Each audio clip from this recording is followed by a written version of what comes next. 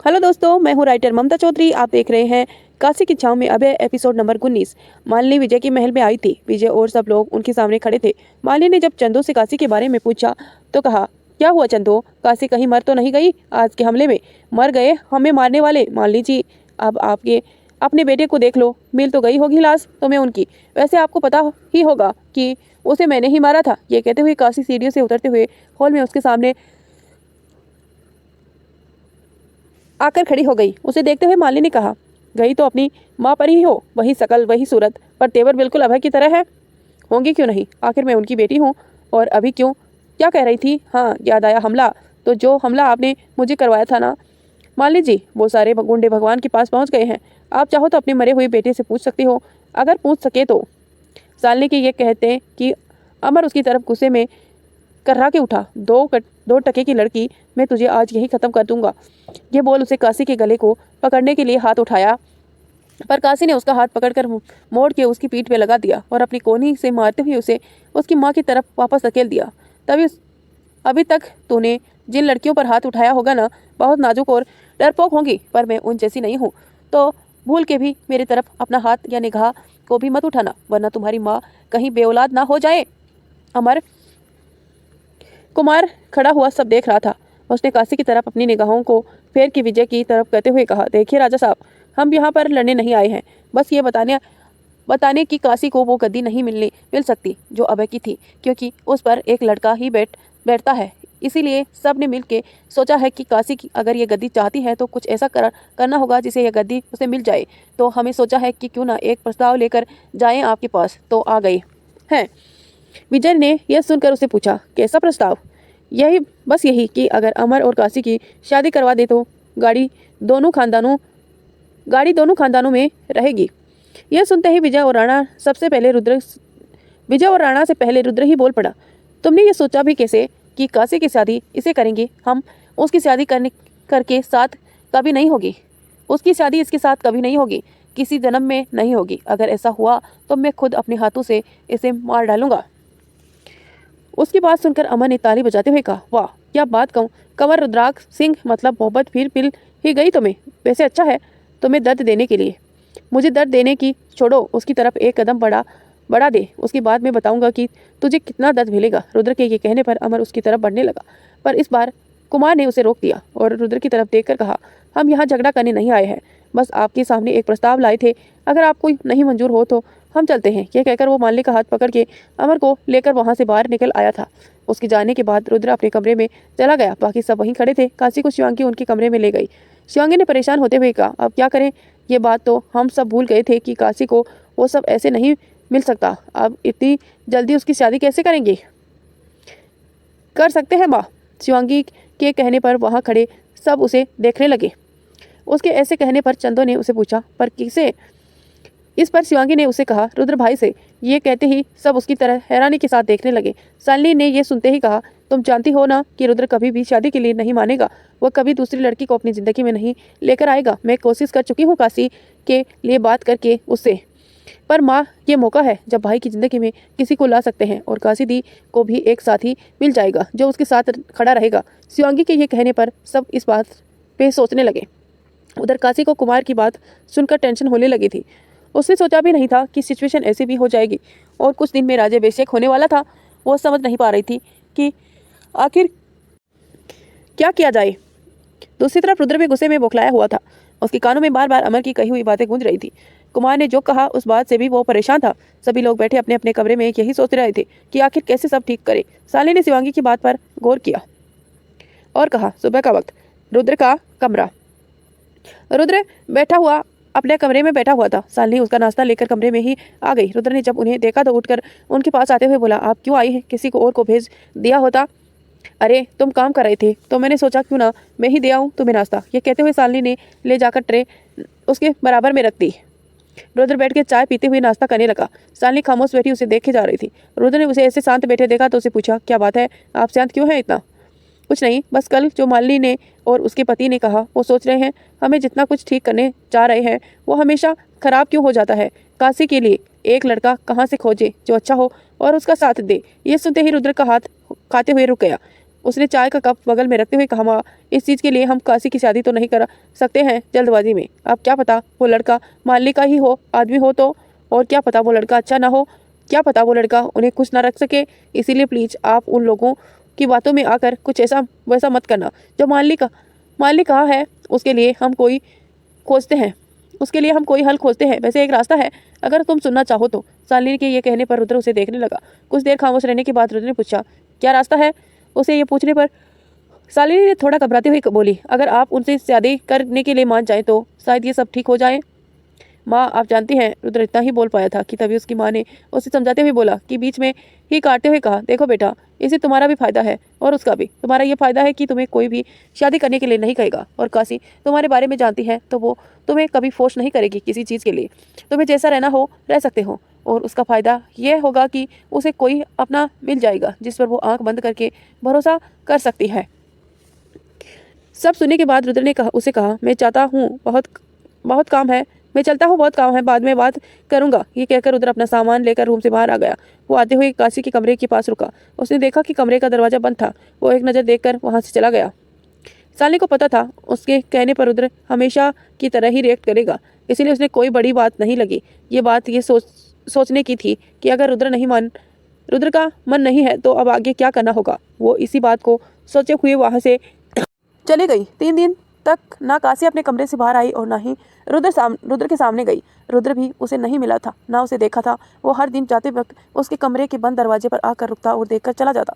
उसके दिल में अब बेचैनी होने लगी। किसके लिए थी ये बेचैनी? ये बात तो खुद रुद्र भी नहीं जानता था। जब एक रात उसे नहीं रहा गया तो उसने अपने कमरे से निकल के घाट पर चला। उसे देखा काशी घाट के सबसे नीचे वाली सीढ़ियों पर गुलाबी रंग की साड़ी पहने और शॉल लिए लेटी हुई थी। उसके खुले बाल एक तरफ सीढ़ियों के हवा में फैले हुए थे। एक वक्त के लिए रुद्र ने अपने कदम पीछे खींच लिए, पर काशी की पायल और चूड़ियों की आवाज़ उसके कानों में गई तो उसके पैर भी पीछे जाने के बजाय आगे बढ़ने लगे। रुद्र शांत कदमों से सीढ़ियों पर उतरने के लिए उसके पास आया और बैठ गया। काशी इन सब से बेखबर एक पैर पानी में डाले और दूसरा पैर सीढ़ियों पर रखे आंख बंद किए हुए लेटी हुई थी। रुद्र उसे काफ़ी दिनों बाद देख रहा था। उसके चेहरे में कुछ था जो रुद्र को अपनी तरफ खींचता था। वो कुछ देर उसे बैठे ऐसे ही देखता रहा। तभी एक हवा के झोंके से आकर काशी के चेहरे को उसके बालों ने ढक लिया। ना जाने क्यों, क्या सोचकर रुद्र ने अपना हाथ उसकी तरफ बढ़ा दिया और उसके चेहरे पर आए बालों के लटों के उसके चेहरे को अपने हाथों से में लिया। जैसे ही उसके चेहरे को छुआ तो काशी की आंख खुल गई। उसने देखा सामने रुद्र बैठा था। ये देखकर काशी झटके से उठकर खड़ी होने लगी तो उसका पैर स्लिप हुआ और वो पानी में गिरने को हुई। तो रुद्र ने उसका हाथ पकड़कर अपने पास खींच लिया। वो आकर रुद्र के ऊपर गिर गई। रुद्र का एक हाथ उसकी कमर पर था और उसकी पीठ पर था। काशी जैसे उठने को हुई तो रुद्र ने उसे कमर से पकड़कर अपने पास ले आया और पलट के उसके ऊपर आ गया। काशी का ठंडा पैर जब रुद्र के गर्म पैर से टकराया तो एक वक्त के लिए रुद्र को बहुत अजीब लगा, पर उसने खुद को संभाल लिया। काशी उसके ऐसे हरकत से घबरा गई थी। उसे समझ नहीं आ रहा था कि आखिर रुद्र ये क्या कर रहे हैं। रुद्र उसे देखते हुए बोला, कहाँ थी आप इतने दिन? ये कहते हुए उसने काशी के चेहरे को पकड़ा और उसके पीठ के पीछे उसका हाथ, जो इस वक्त काशी की पीठ पर लगे घाव को छू रहा था, जिससे उसे दर्द हो रहा था। रुद्र ने उसे खामोश देखा तो उसे दोबारा पूछा, कहाँ थी आप इतने दिन? और आपने कमरे से बाहर भी नहीं आ रही थी आप, ऐसा क्यों? कहीं सच में आप मालिनी और उसके पति की बातों से डर के चुप के बैठी तो नहीं थी? मैं किसी से नहीं डरती समझी, और मेरी तबीयत ठीक नहीं थी जिसकी वजह से डॉक्टर ने मुझे रेस्ट के लिए कहा था, शायद आपको याद हो तो।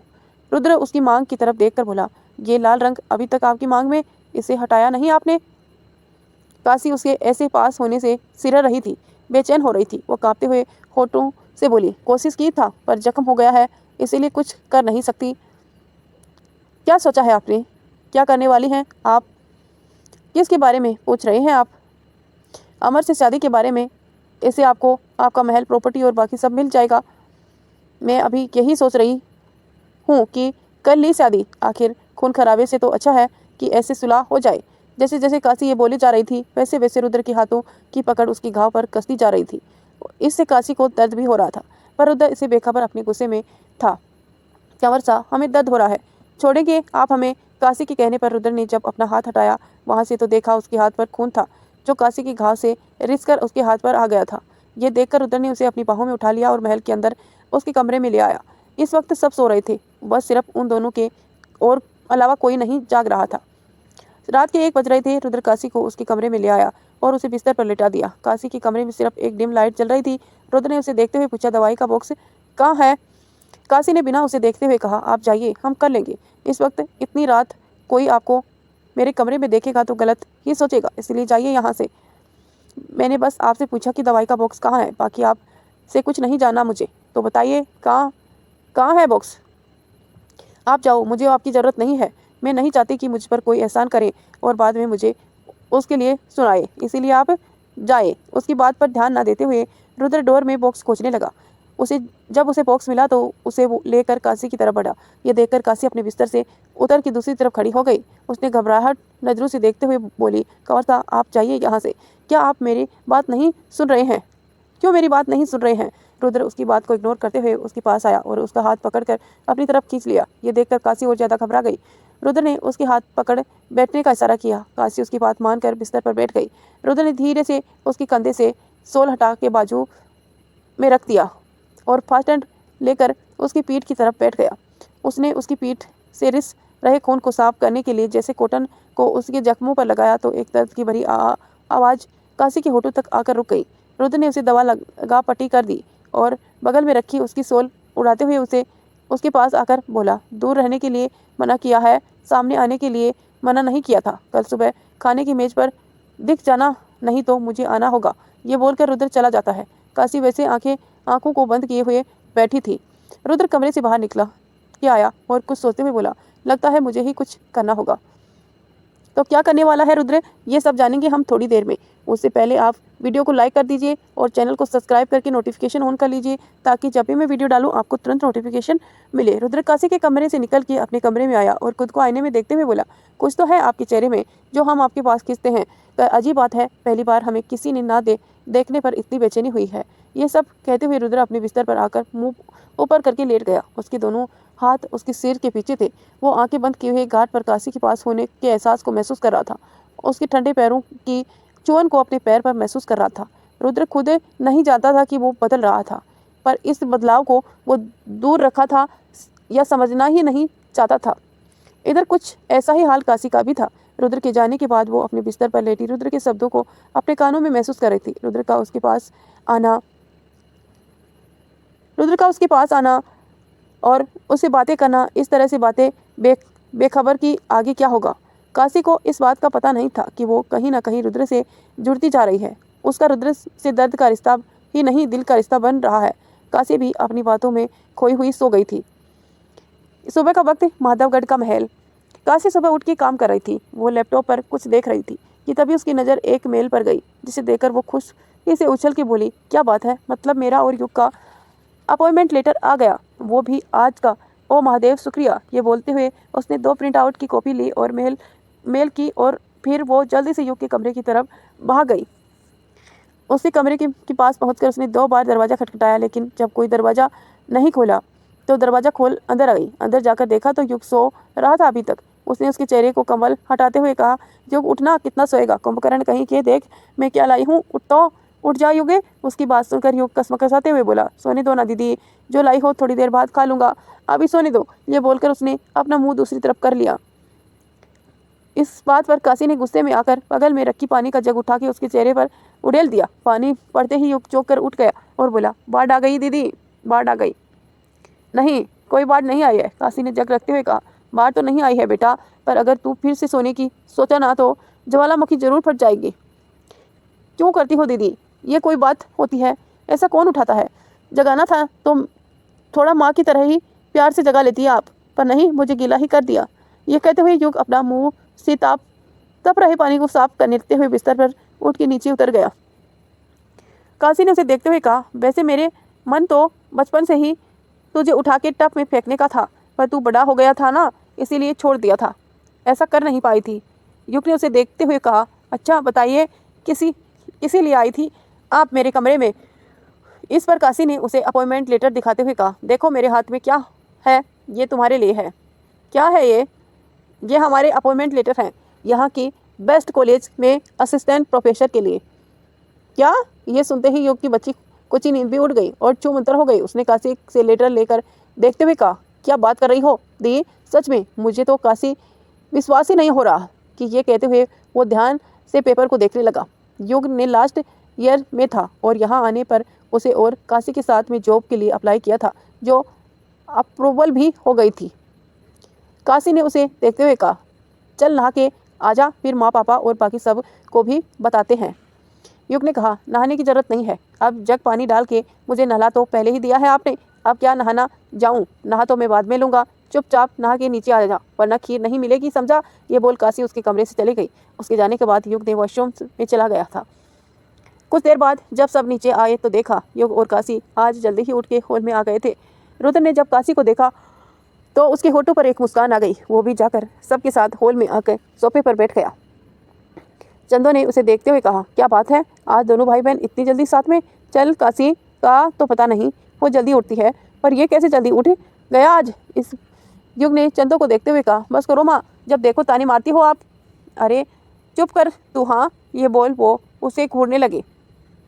अच्छा बस माँ, आज मैं और युग आपको कुछ बताने वाले हैं, पर उससे पहले आप सब खीर खाइए जो हमने आपके लिए सबके लिए बनाई है। ये कहते हुए उसे एक नौकर को खीर की ट्रे लेकर आने के लिए कहा। नौकर ने ट्रे लाकर आया और तो काशी ने सबको खीर की कटोरी सर्व की। नौकर वहां से चला गया। खीर खाते हुए विजय जी ने कहा, अब बताओ भी बेटा कि ये खीर किस खुशी में है? अब बताओ बेबी बेटा, ये खीर किस खुशी में है? इस पर काशी ने युग की तरफ देखकर कहा, ये खीर इसलिए है अंकल जी कि वो क्या है ना, कुछ दिन पहले हमने और युग ने मिलकर यहाँ एक बेस्ट कॉलेज में असिस्टेंट प्रोफेसर के लिए जॉब के लिए अप्लाई किया था, जिसका आज जवाब आया है और उन्हें आज दोपहर को 12 बजे तक हमें इंटरव्यू सबमिट करने के लिए बुलाया गया है। इस पर खुशी में आज सबके लिए खीर बनाई है। यह सुनते ही सब खुश हो गए, पर रुद्र ने कहा, आपको काम करने की क्या ज़रूरत है, और भी किसी दूसरे के कॉलेज में, जब हमारा खुद का कॉलेज है। आप वहाँ भी काम कर ले, एक तरफ आपसे की सेफ्टी भी रहेगी, नहीं तो किसी को आपकी पहरेदारी भी करनी होगी, और इतना खाली है तो नहीं कि आपकी जान बचाता फिरे। अच्छा होगा ये जॉब ना करें और शांति से महल में रहें। उसके ये कहने पर काशी ने कहा, कंवर साहब, हम जानते हैं कि आपका कॉलेज है, पर वहाँ पर हम पढ़ा नहीं सकते, क्योंकि वहाँ कोई भी हमें एज ए प्रोफेसर ट्रस्ट नहीं करेगा। इसीलिए हमने जानबूझकर दूसरे कॉलेज में अप्लाई किया। और दूसरी बात ये कि आपको हमारी फिक्र करने की ज़रूरत नहीं है, हमारे लिए हमारे बाबा और भाई हैं, आप फ्री हैं, आप जाकर अपना काम करें। उसकी बात सुनकर रुद्र वहाँ से चला गया। उसके जाते हुए देखकर काशी ने मन में कहा, करीले कहीं के, जब मुँह खोलना होता है या कुछ कड़वा ही बोलना होता है। कल तो ऐसे बातें कर रहे थे जैसे ना देखो तो 4 दिन तो सांसें रुक जाती, और आज ऐसे बातें कर रहे हैं जैसे कुछ वक्त में मेरी ही सांसें रोक देंगे। ये रुद्र ही रहेंगे, ये रुद्र ही रहेंगे, कभी नहीं बदल सकते। वो ये सब सोच ही रही थी कि तभी राणा जी ने कहा, बेटा आप दोनों रेडी हो जाइए, हम आपको छोड़ने के लिए चलते हैं। उनके कहने पर युग और काशी दोनों ही रेडी होने चले गए। दोपहर के 12 बजे जयपुर का कॉलेज। राणा जी ने जब कार का दरवाज़ा खोला, बाहर निकले तो कॉलेज को देखकर हैरान थे, क्योंकि ये कॉलेज वही था जहां अभय ने काशी के लिए बनाया था, पर उसे पर भी मालिनी ने धोखे से कब्जा कर लिया था। काशी और युग दोनों उनके साथ में आकर खड़े हो गए। युग ने उसे देखते हुए कहा, बाबा आप क्या देख रहे हैं, अंदर नहीं चलना क्या? उसके कहने पर राणा जी बोले, जानते हो आप दोनों ये किसका कॉलेज है? इस पर काशी ने पूछा, किसका है बाबा? ये अभय प्रताप सिंह यानी कि आपके पिता का कॉलेज है। पर मालिनी ने इस पर भी, लेकिन खैर छोड़ो, चलो अंदर चलते हैं। ये बोल वो दोनों को अंदर आ गए। काशी ने पियोन के हाथों डीएन के कमरे में अपॉइंटमेंट लेटर भिजवा दिया। पियोन ने दोनों के हाथों से लेटर लिया और ले जाकर डीएन को दे दिया। डीएन ने देखते ही उन दोनों को बुला लिया। दोनों अब अंदर गए तो उन्हें देखकर डीएन साहब ने बैठने को कहा। दोनों सामने रखी चेयर पर बैठ गए। डीएन ने उनसे बात की और फिर पियोन से कहकर एक लड़की को बुला लाने को कहा। पियोन गया, उस लड़की को बुला लाया। डीएन साहब ने उस दोनों को देखते हुए उसे कहा, मिस राठौड़ आप इन्हें लेकर जाइए और कॉलेज दिखा दीजिए, सब बता दें। उनके कहने पर मिस राठौड़ उसे लेकर चली गई। उसके जाने के बाद डीएन साहब बाहर निकल के आए और उन्होंने राणा को देखा तो उसे देखकर वो बोले, राणा जी अंदर आइए। उन्हें कहने पर वो अंदर आए। डीएन साहब पीछे मुड़ के उन्हें हैरान होकर देखते हुए बोले, काशी को देखकर तो मैं पहले ही पहचान गया था कि ये हुक्मरानी सा की ही बेटी है, पर मैंने उसे कुछ कहा नहीं, पर जानता था वो है, तो आप भी जरूर होंगे उनके साथ। देखो आप मिल गए, पर मैंने तो सुना था कि आपकी कार का एक्सीडेंट हो गया था, तो ये सब कैसे? डीएन साहब यहाँ 25 साल से थे, पहले वो प्रोफेसर थे, पर अब वो डीएन हो गए थे यहाँ के, इसीलिए वो राणा जी को जानते थे। राणा जी ने उसे कहा, बैठिए आपको सब बताता हूँ। ये बोलते हुए वो दोनों वहाँ रखे सोफे पर बैठ गए।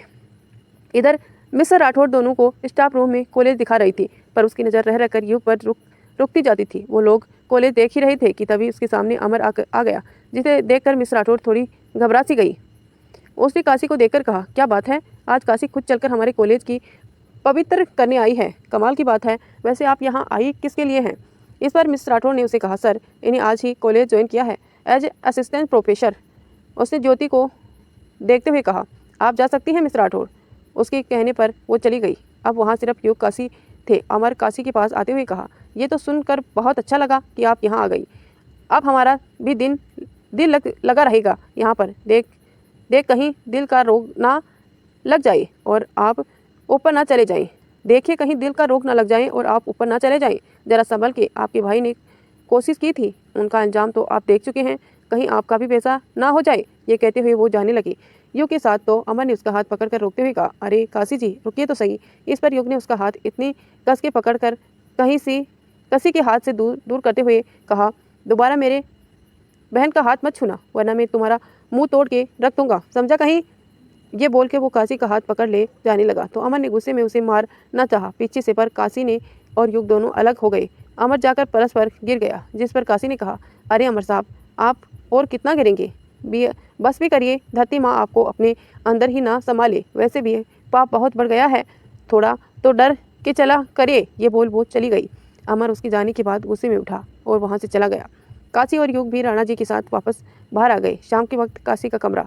काशी बैठे हुए काम कर रही थी और तभी शिवांगी आ गई। उसने उसके पास बैठते हुए पूछा, और दीदी कैसे रहा आज का दिन कॉलेज में, कैसा लगा आपको कॉलेज?